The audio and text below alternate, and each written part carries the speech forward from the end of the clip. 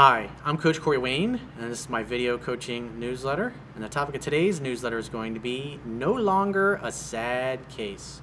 Well, I've got an email success story from a young guy, a couple years out of college now. And like probably I'd say 90% of my audience, he found my work after a breakup. And it's been about 10 months since he found my book. He was unemployed, his long-term girlfriend dumped him, he moved back in with his mom, he was overweight, and he was unhappy, wasn't really doing anything to help himself. And then of course he came across my work and he's completely transformed his life. And it's just remarkable what he's done in 10 months. So he's got a lot of things to share, and let's just jump right into the quote that I wrote for this particular email on this particular topic, and we'll see how this guy was able to take what he learned from me in my book and apply it in his own life and put himself in the path to reaching his full potential. And the quote says, "Fear is the greatest obstacle that prevents most people from reaching their full potential. We will act consistently with how we view ourselves to be and what we think about ourselves. It does not matter whether this view is accurate or not. Successful people tell themselves an empowering and positive story about themselves. They also monitor and catch themselves when they notice negative self-talk or thoughts.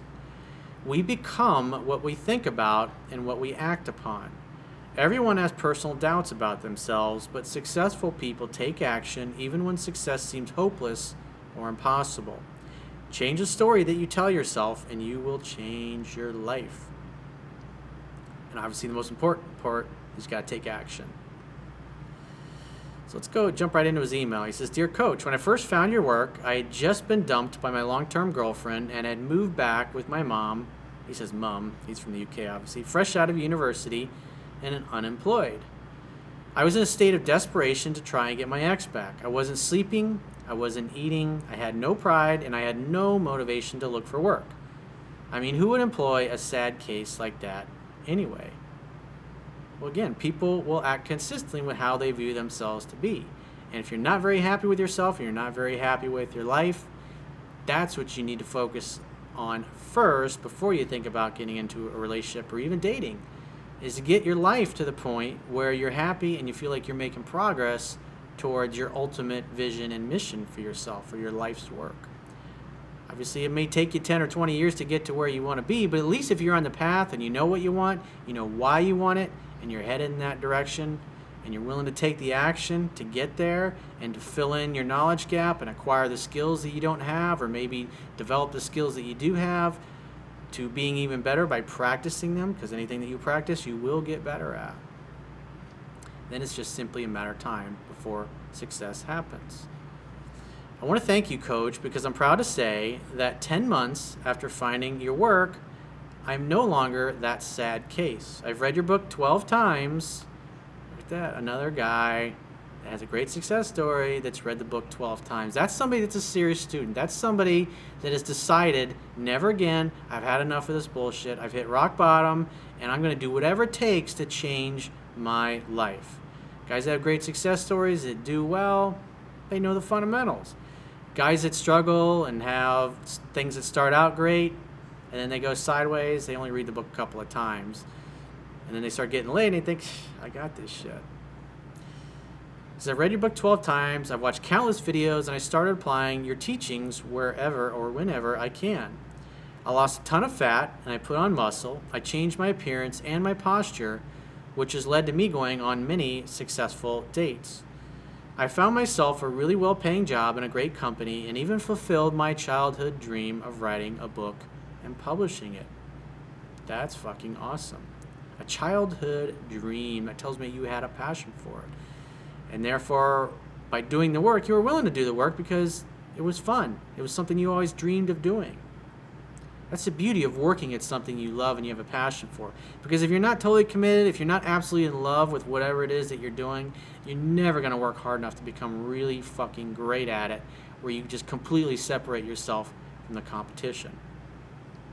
It's just like what Steve Jobs talked about in his, I think it was a 2006 Stanford commencement address. One of the best speeches I have ever seen in my life. My assistant, if you're watching this on my website will post that video of Steve Jobs' commencement address. But you can also find it on YouTube. Just Google Steve Jobs Stanford commencement address 2006. It'll come up. I am now in nonstop pursuit of becoming a #1 best-selling fantasy author, and even recently gave a speech at my old primary school and taught classes on how to write a book for kids, or to the kids. Despite all of this, I could not shake the feeling of missing my ex. Well, it's like you don't really, studies have shown that it takes like a year and a half, maybe a little longer, for the average person to get over the end of a relationship, to like really get over to the point where that negative emotional charge is gone. But the thing that really makes it go away is when you find somebody new that knocks your socks off. And then it's like literally evaporates when you meet somebody that just blows you away, and they feel the same. That's why it's important to do the work on yourself and to get ready, so when it happens, it just flows effortlessly. He says, especially considering that she broke no contact with me exactly 8 months to the day after I implemented your methods of walking away but leaving the door open. However, she only wished to be friends and wanted to congratulate me on my book. I walked away once more as friendship did not work for me. The strongest negotiating position is being able to walk away and mean it. And you obviously meant it. Good job. So despite feeling like a 3% man in my career and passions, I was still hung up on my ex. However, this changed a couple of days ago.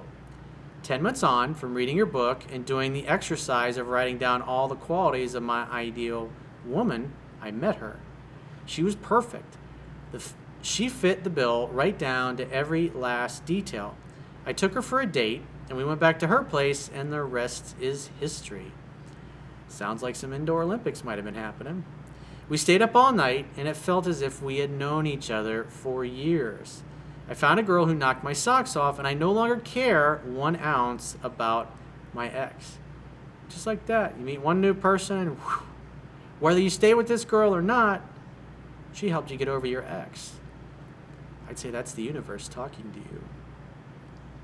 The universe rewarding you because of your effort and your actions and your belief in yourself. That's why that happened. It's a matter of time and repetition. All of this happened thanks to your work, lifting me from being a loser, feeling sorry for myself, to a badass who makes his dreams come true. I am now on my 13th read of your book, as my ideal woman hasn't been incredibly responsive via text after our night together. Well, the idea is to make a date. And the other thing you have to keep in mind, there might be some ex in the background that she's not completely gotten away from. So you just never know. That's why it's important to leave the door open, extend the invitation.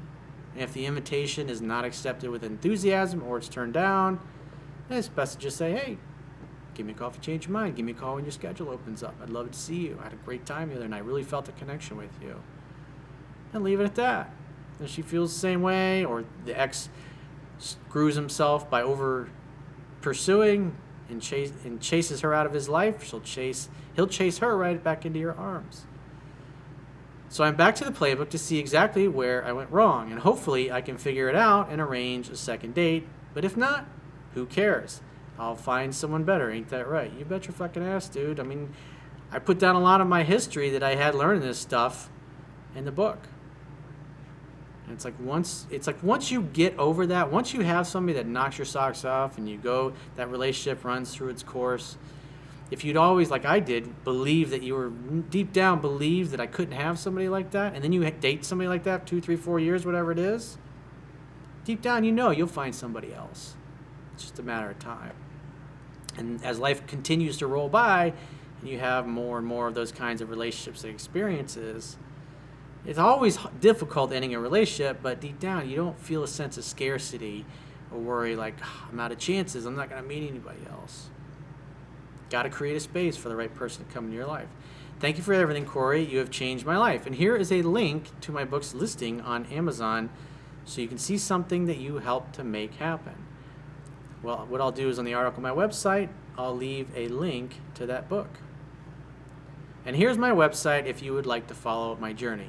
Now, I did look at your website because I obviously wanted to to see what was there. And the one thing I want to say about that is you got to make sure that you sign up with Google Webmaster Tools and you get the Google Analytics tracking code and embed that on your website, so every time a page is rendered, it adds the Google tracking code. That way Google knows what people are doing on your website, what they're clicking on, how long they're staying there, and also make sure you got a sitemap on your website submitted through Google Webmaster Tools, and that way it will help Google know what your site's about, what people are doing on it, and who better to send to your website. And the other thing I would say that you definitely want to do is treat your website like a blog, similar to what I do. Write short stories, maybe write additional things about the characters in your book so you can start building an audience. You want to think of yourself as kind of like a newspaper or like a New York Times or a news channel, if you will, because content is king. And so you'll have people that will read your book and they'll go to your website to learn more about you. And if you've got other short stories there of maybe similar or maybe like developing the characters out, it only has to be a few paragraphs. Have an email subscribe in a very obvious place where people can subscribe to get notification of any new articles and build your audience that way. Just like what I do with my book. And those are some things that jumped out at me just from looking at your website. You love to write, obviously, so write things that you love. Publish posts regularly, same day, same time. If you notice, my YouTube videos, for the most part, are always published on the same day and the same time, because Google and YouTube reward you for consistently publishing, and it also helps them better serve the right ads and make it easy for them to make money off your videos, off your articles. And I would also suggest that you sign up for Google AdSense so you can put ads on your website. Like when I turned on ads on my YouTube channel, that literally quadrupled the amount of subscribers I was getting. And it makes sense, because if you think about it, if they can make money off of suggesting your videos to people, then they're going to be more inclined to suggest your video to other people. And it's the same concept with articles. When I added those Google AdSense ads to my website, I noticed, I think it was like it doubled my web traffic to my website. And just a couple little things like that you implement in your website, because again, then that means Google search can make money off of sending people to your website.